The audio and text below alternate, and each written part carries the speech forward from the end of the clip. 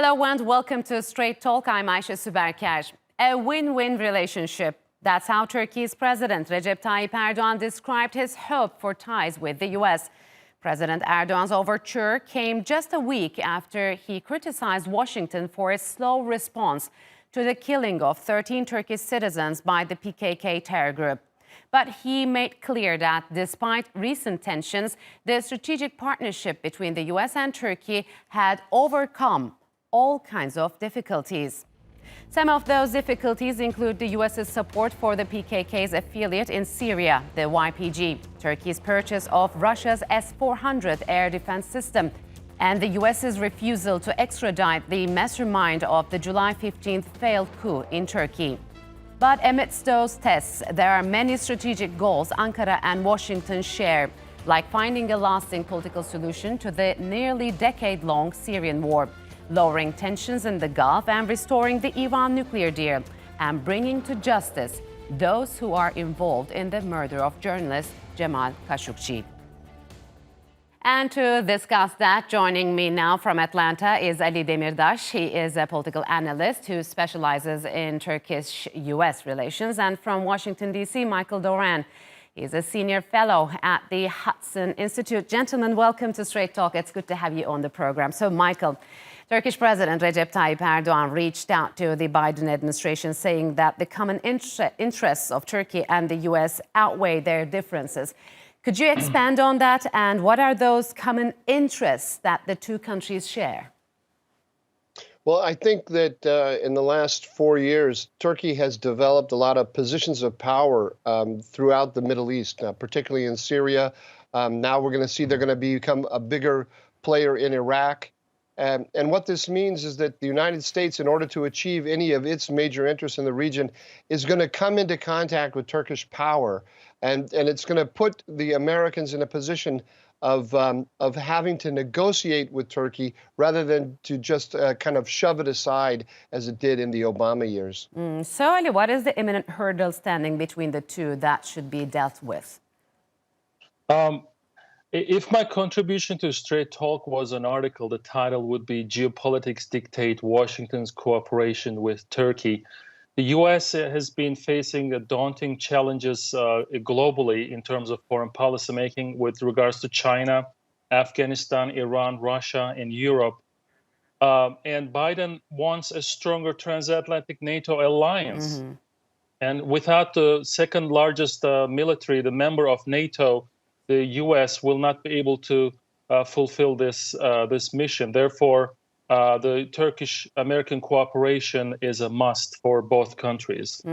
So Biden has offered restart nuclear talks, Michael, with Iran, and he was willing to get back to the 2015 deal.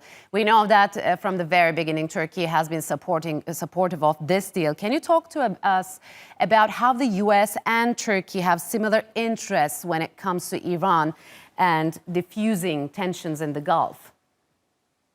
Well, I think it's interesting that Turkey supported the deal, but the deal was part of a larger reorientation of U.S. policy in the direction of Russia and Iran and away from all of America's traditional allies, Turkey for sure, but also Israel and Saudi Arabia. Mm-hmm. So I think it's a kind of double-edged sword, this Iran business, and we've seen in the recent months, particularly after the war in Azerbaijan and Armenia, that there's rising tension between Iran and Turkey. So exactly how that's going to play out, we have to wait and see. Okay, so Biden has also made it clear, Ali, he will not follow the same policy as Trump when it comes to the Gulf and Arab states. How could that policy shift affect the region and possibly Turkey's ties both with the U.S. and the Gulf countries? I agree with Mike. The Biden foreign policy vis-a-vis Iran is going to poses to alienate the U.S. traditional U.S. allies such as Turkey, Israel, and Saudi Arabia. What is most concerning for particularly Israel and Turkey is if the deal is reached with Iran, Iran will have financial means to support its Shia militia across the Middle East, particularly in Iraq and Syria, and those militias are of greater concern for Israel and Turkey.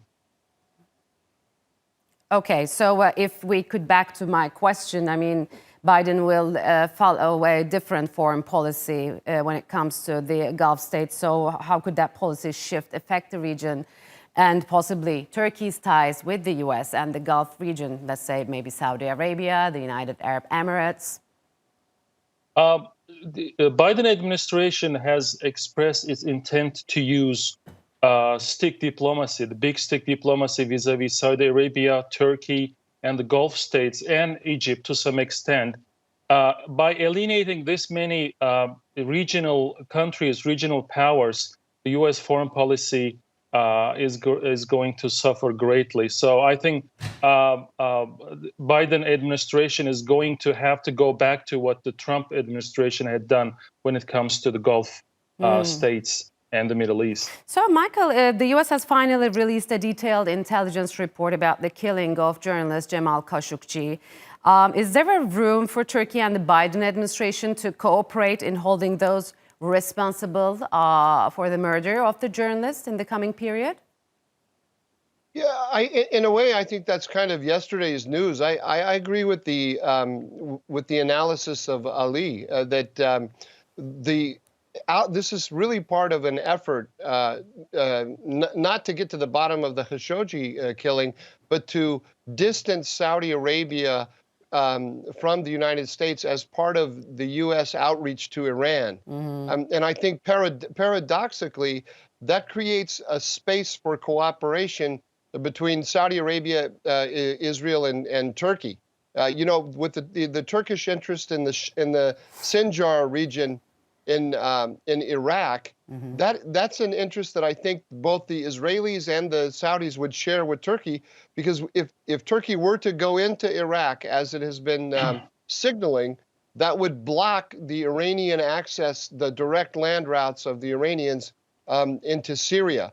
I don't think that this would cause trouble between Saudi Arabia and Turkey, or between Israel and Turkey at all. On the contrary, I think it would create a basis for a shared interest in order to put pressure on the United States to look more favorably on its traditional allies. I think you're talking about a possible Sinjar operation. So, Ali, Biden said America back is on the international platform. Will that be an easy task given the dramatic changes on the ground in international hotspots?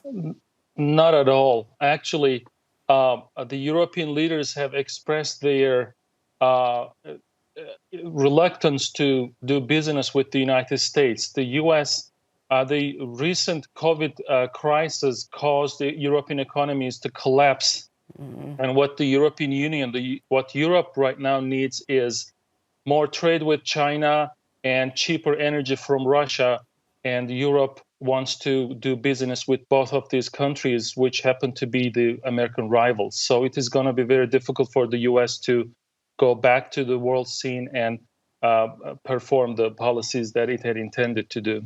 So, Michael, there's a talk about concentrating on common interests rather than disputes. Is it sustainable without genuinely understanding and addressing one another's concerns?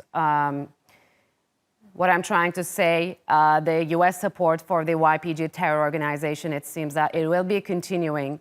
And then there's this S-400 missile issue, as well as the extradition request by Turkey of Fethullah Gülen. Well, in the last couple of years, I've talked to Turks extensively about these issues, and I've talked to Americans extensively about these issues. And the thing that continues to strike me is the gap between the fundamental perceptions. And that's true. That's true about Americans in general. I think not simply the Democrats and the Biden team. I think it's that these are points of friction that are going to continue to plague the relations for as long as I can see into the future. I don't need that's not a reason to be totally in despair. I think for all the reasons that I and Ali have just laid out, there's going to be a lot of events that are going to have nothing to do with S-400s, nothing to do with the YPG, and there are going to be interests between the two sides that are going to create opportunities for greater understanding. but a kind of meeting of the minds about the general picture in the region, I just don't see that at this stage. So from an American point of view, Ali, how could we talk about a unified front, let's say, confronting Russian and Chinese influence, where most of the Western allies adopt an unfavorable stance against Turkey for its regional drives? The best way for the U.S. to counter Russia is to cooperate with Turkey and understand Turkey's regional security threats and improve the relations.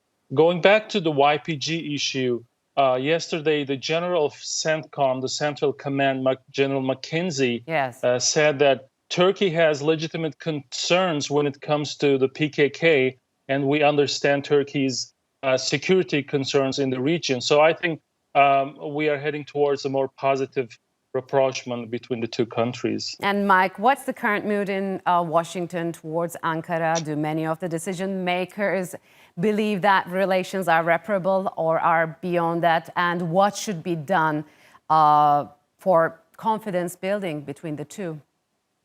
Well, I think that right now the good news for Turkey is that it's not an American priority. I think that if I had to say what is the number one concern of the Biden team in its foreign policy, I would have to say it's domestic policy. I mean, the thing that they're really reeling from is the election.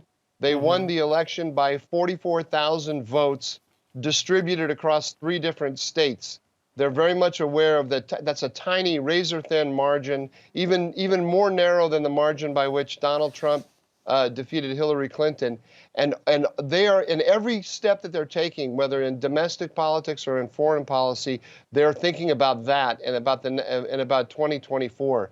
So the good news is that means that I think they're going to want a quiet life to the extent it's possible, and that creates opportunities for understanding.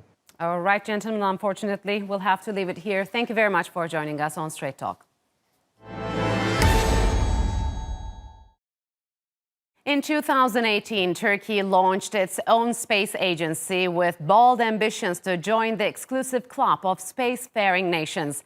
And now, as a follow-up, the country has unveiled a 10-year program, not only to develop its homemade launch capabilities, but even to go as far as the moon. And the timetable is tight, 2023. Turkey will celebrate its centennial and will hopefully see a joint Turkish rocket and probe reach the lunar surface. Also in the work is a spaceport that could be a stepping stone into making Turkey a launch hub for commercial satellites. So what needs to be done to reach these goals? To answer that, I'm joined from Istanbul by the head of the Turkish Space Agency, Serdar Yildirim. He'll also directly oversee the recently unveiled 10-year space program. Mr. Yildirim, welcome to Straight Talk. It's good to have you on the Thank you. program. Why is Turkey aspiring to go to space? This is as you said, spacefaring nations have a strong capability in space. And as Turkey, we set ambitious goals with our national space program. And I see that we have a motto that says, those who have no trace in space will have no say on Earth. So we believe sincerely in this. So we are trying our best to represent our country in Turkey in space. So could you talk to us about the roadmap before you? What is the primary and most important mission of the program? Yes, of course, the first mission, the most important ambitious mission is the moon mission. The final mission is till end of 2028, bringing rover on the surface of moon and doing some scientific experiments. But before that, as a secondary goal, I would say, or a step for that main goal, in 2023 we will touch the moon. Of course, it's an aggressive timing. I know about that, but we are starting from zero. We have already some steps taken. Can these goals be achieved? You just mentioned they're aggressive goals, but can they be achieved with the set timetable? And what challenges lie ahead? Of course, 2023 is a challenging time, but the rocket engine, a hybrid engine, which is developed in Turkey, fully developed in Turkey, 100%, is ready. So we have a very strong advantage to hold the timing. But of course, there is some limitations, but I think we will overcome them. So we know that Turkey has enormously invested in its defense industry. So how much time does Turkey need to develop its homemade rocket capabilities to launch satellites? Depends, but we want to see this in 10 years period in our first unveiled national space program, because it's going up to end of 2030, and up to this date we want to see our spaceport operative. So the Turkish President Recep Tayyip Erdogan also talked about a global cooperation in developing Turkey's space program. Which countries are most likely to cooperate with Turkey and what their contributions would be?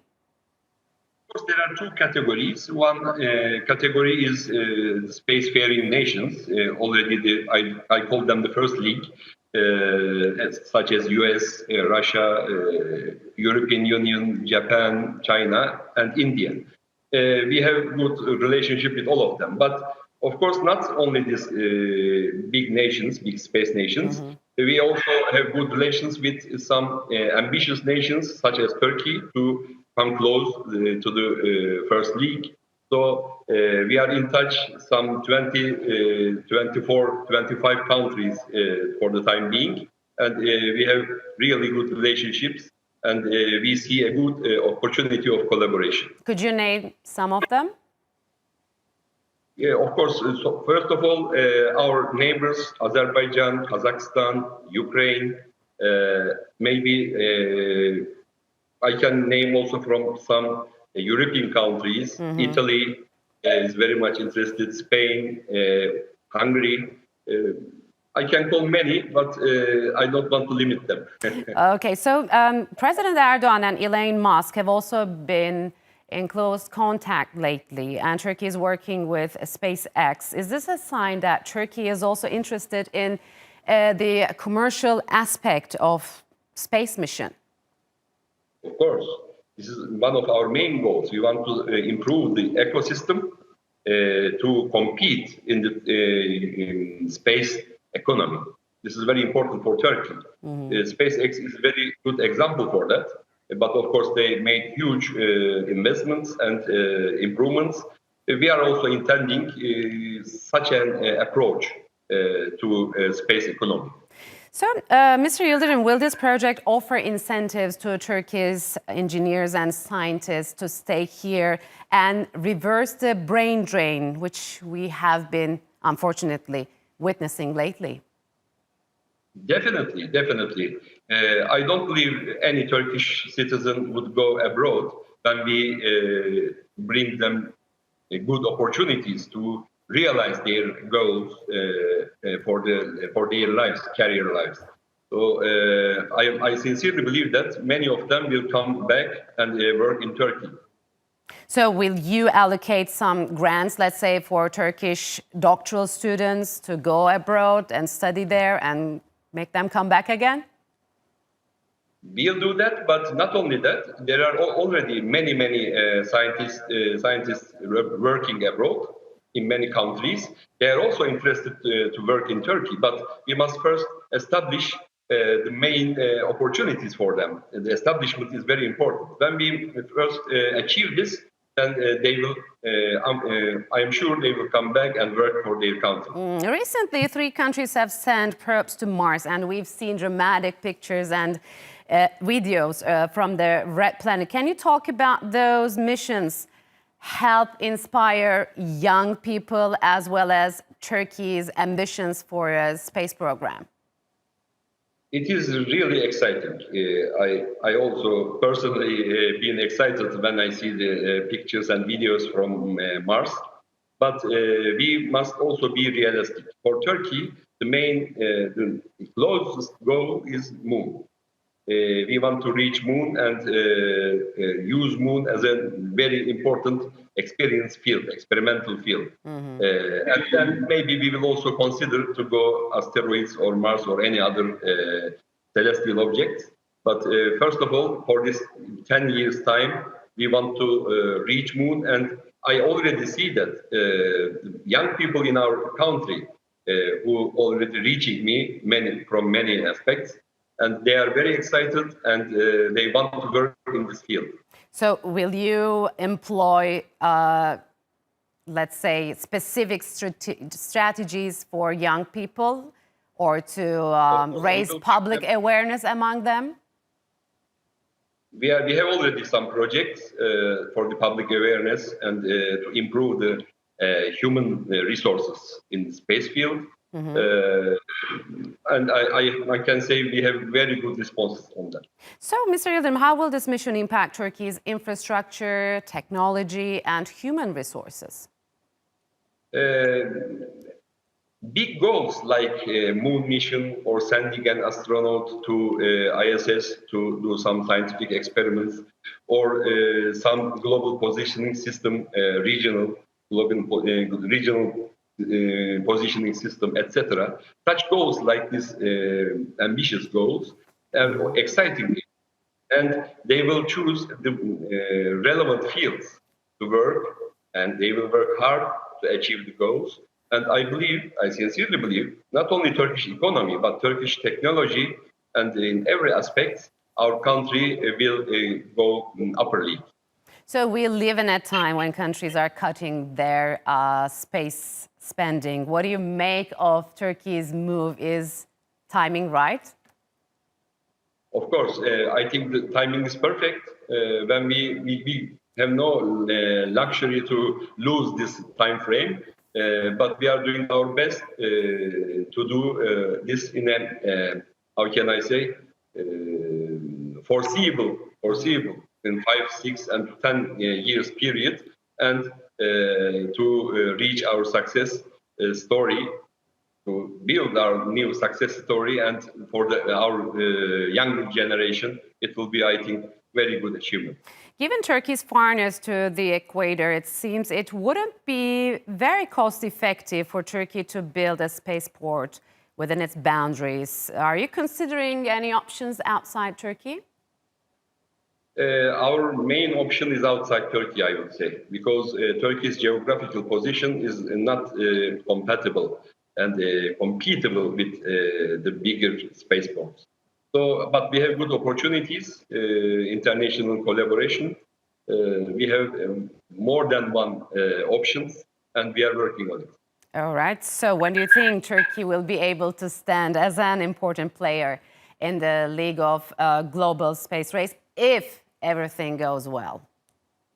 Yes, if everything goes well, and at the end of this period and the end of the decade, so in 2030, we will be real space force, I can say that.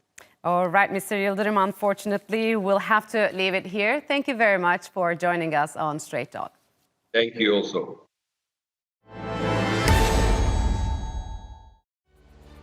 And that's all for this edition of Straight Talk with me, Ayşe Süberkaş. If you've got any comments, follow us and tweet us at Straight Talk TRT. Also, don't forget to subscribe to our YouTube channel. Until next time, take care and goodbye.